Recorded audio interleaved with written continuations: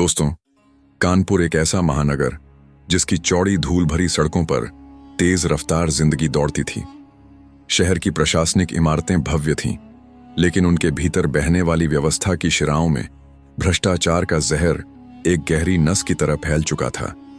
यहां सत्ता की डोर अदृश्य हाथों में थी।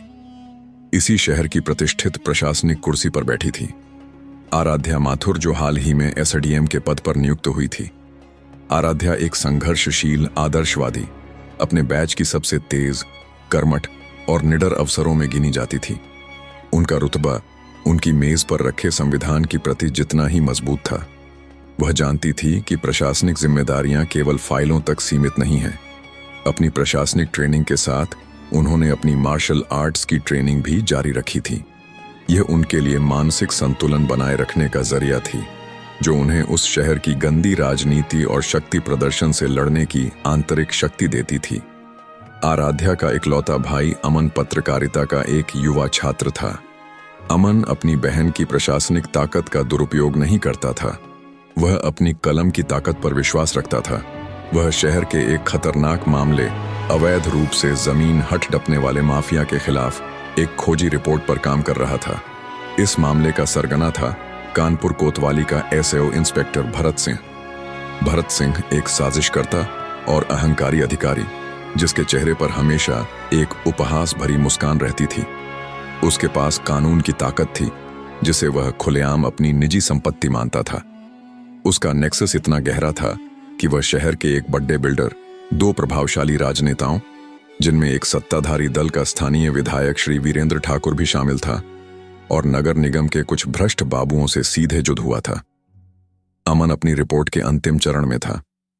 उसने भरत सिंह द्वारा किए गए जमीन घोटालों के ठोस सबूत, सरकारी दस्तावेजों की जालसाजी, बैंक लेन देन के गुप्त रिकॉर्ड और विधायक ठाकुर के साथ भरत सिंह की गोपनीय बैठकों के ऑडियो फुटेज एक पेन ड्राइव में जमा कर लिए थे।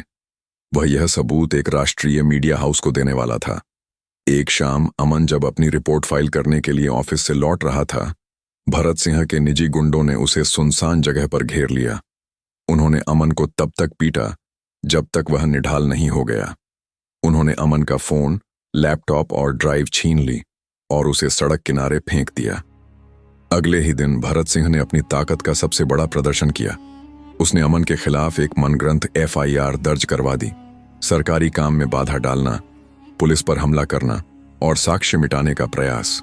इस एफआईआर में भरत सिंह ने अमन पर Rs 5 लाख की जबरन वसूली का आरोप भी लगाया।